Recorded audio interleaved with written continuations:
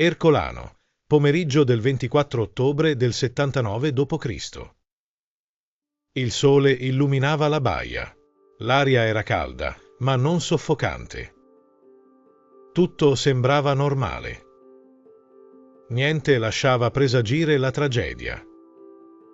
Verso metà pomeriggio, Plinio il giovane racconta che dal Vesuvio iniziò a salire una colonna enorme, a forma di pino marittimo, con lampi elettrici che squarciavano il cielo. La videro tutti.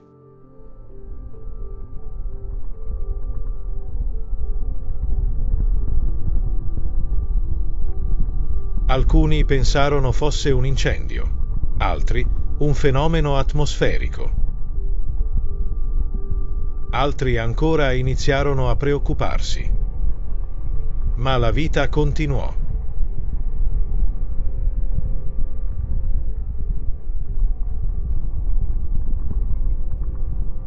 Le botteghe rimasero aperte. Le terme continuarono ad affollarsi.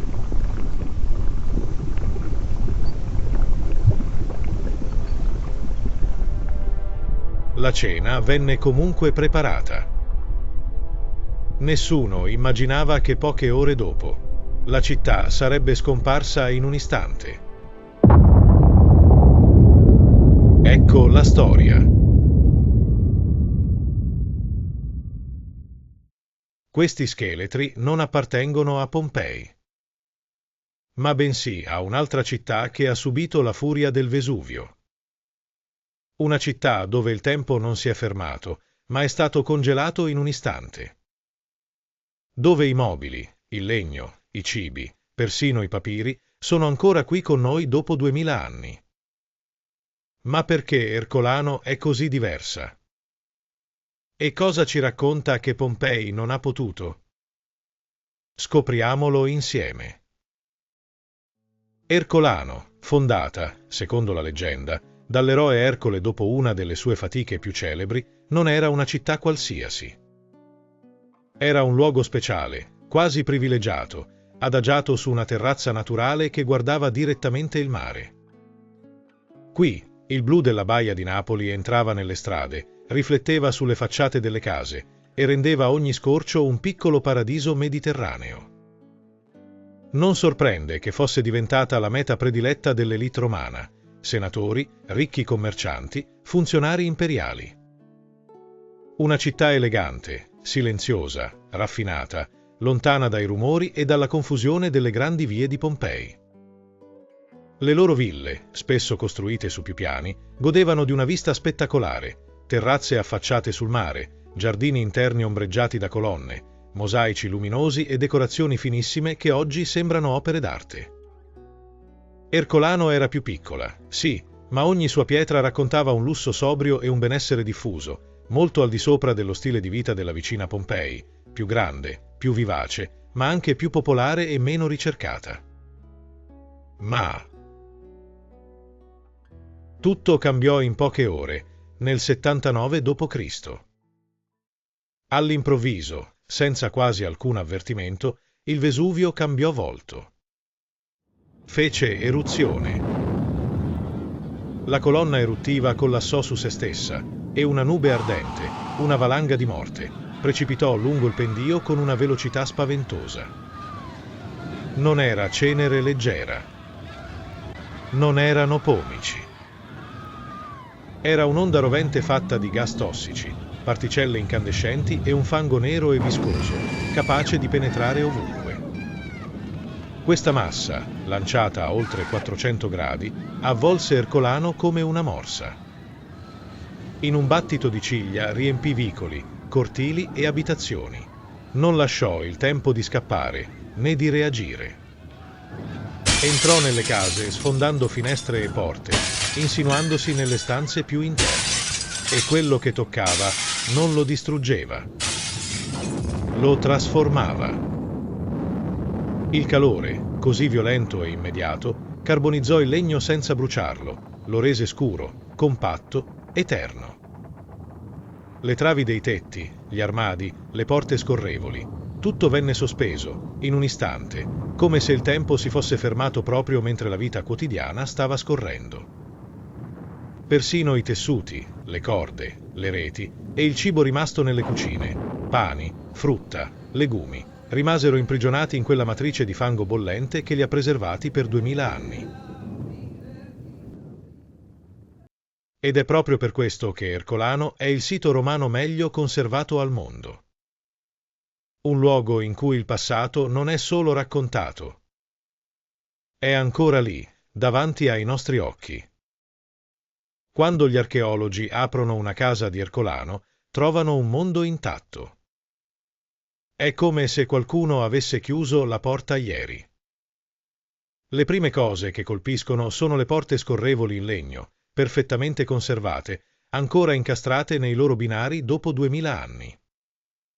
Poi gli scaffali, non la loro impronta sul muro, ma gli scaffali veri e propri, carbonizzati ma completi, con gli oggetti ancora appoggiati sopra. Tavoli, letti, bauli, tettoie, tutto ciò che a Pompei è andato perduto qui è rimasto, fissato in un nero lucente che sembra quasi scolpito. Ogni stanza racconta una storia, cucine con paioli ancora sui fornelli, negozi con il banco di legno, laboratori artigianali in cui gli strumenti sono rimasti esattamente dove furono lasciati. E poi, la scoperta incredibile, la Villa dei Papiri. Una delle residenze più lussuose dell'antichità, affacciata sul mare, così vasta da sembrare un palazzo reale. Al suo interno, gli archeologi trovarono qualcosa che nessuno credeva possibile, una biblioteca, l'unica biblioteca romana giunta fino a noi. Migliaia di rotoli in papiro, arrotolati, compressi, anneriti dal calore, ma ancora leggibili, almeno in parte. Una voce del passato letteralmente sopravvissuta all'eruzione. A Pompei tutto questo è scomparso.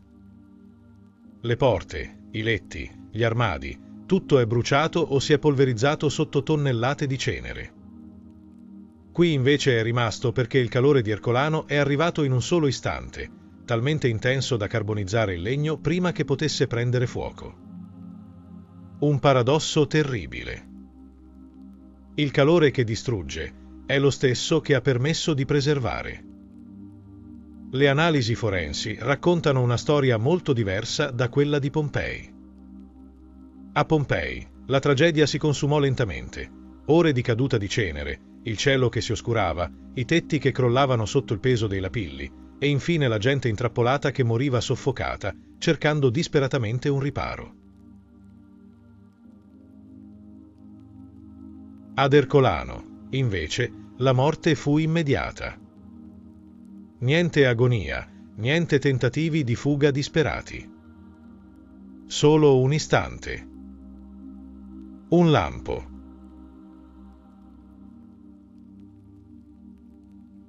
Quando la nube ardente raggiunse la città, la sua temperatura era così alta, oltre 400 gradi, da colpire gli abitanti in una frazione di secondo. I loro corpi non ebbero il tempo di reagire. Gli archeologi hanno trovato i crani esplosi dal calore, scheletri ancora in posizione di attesa, madri che stringevano i figli, uomini che proteggevano borse e attrezzi da lavoro come se stessero ancora sperando in un salvataggio dal mare. Le temperature erano tanto estreme da vaporizzare in un attimo tessuti e organi. Ciò che rimase fu soltanto lo scheletro e gli oggetti che avevano con sé nel momento della morte. Gioielli conservati come nuove monete d'oro, monete legate in sacchetti ormai scomparsi, strumenti da lavoro portati per una fuga mai avvenuta.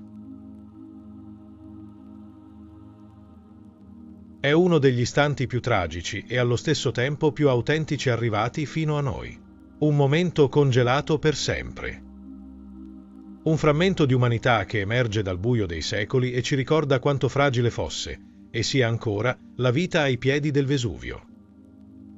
Ercolano non è grande come Pompei, ma è un tesoro unico. Ogni strada, ogni casa, ogni cortile racchiude dettagli che altrove non esistono più. Camminando tra le sue vie, ti rendi conto immediatamente della differenza. Qui non vedi solo rovine, vedi una città reale. Con i suoi piani superiori, le sue strutture in legno, i suoi arredi, i suoi graffiti, conservati come se il tempo avesse deciso di fermarsi. Puoi osservare case a 2 piani con i soffitti ancora in piedi, scale che salgono verso stanze superiori rimaste intatte. È un'esperienza impossibile a Pompei, dove tutto ciò che era in legno è bruciato o crollato. Puoi vedere persino una barca romana quasi intera, ritrovata vicino all'antico litorale, una finestra sulla vita dei pescatori e dei marinai che animavano la costa, un reperto talmente raro che da solo basterebbe a raccontare secoli di storia. E poi ci sono i mosaici. Non solo grandi pavimenti da Villa Patrizia, ma piccoli mosaici marini, con creature delle profondità, delfini, conchiglie, pesci colorati, lavori di una finezza sorprendente, protetti dal fango e sopravvissuti in condizioni quasi perfette. Persino il sistema fognario è integro, un vero capolavoro di ingegneria romana conservato nei minimi dettagli. Canali, condotte, pozzetti, tutto è rimasto al suo posto grazie alla colata di fango che ha sigillato la città come una capsula del tempo. Ma ciò che rende Ercolano davvero speciale non sono i grandi monumenti, sono i dettagli. I segni minuscoli della vita quotidiana, una mensola con oggetti ancora al loro posto, una pentola dimenticata sul fuoco, un letto carbonizzato ma ancora riconoscibile, un mosaico consumato dal passaggio dei piedi. Tutte tracce di persone reali, di gesti quotidiani, di storie che Pompei ha perduto ma che qui, miracolosamente, sono ancora visibili. Ma qual è la differenza tra Ercolano e Pompei? Pompei racconta la vita di una grande città romana. Ercolano racconta i dettagli più intimi della vita di 2000 anni fa. 2 tragedie diverse. 2 storie diverse. Ma insieme ci restituiscono il quadro più completo del mondo romano mai scoperto. E mentre nuovi scavi e tecnologie moderne rivelano segreti sepolti da millenni, Ercolano continua a parlare. E noi continuiamo ad ascoltare.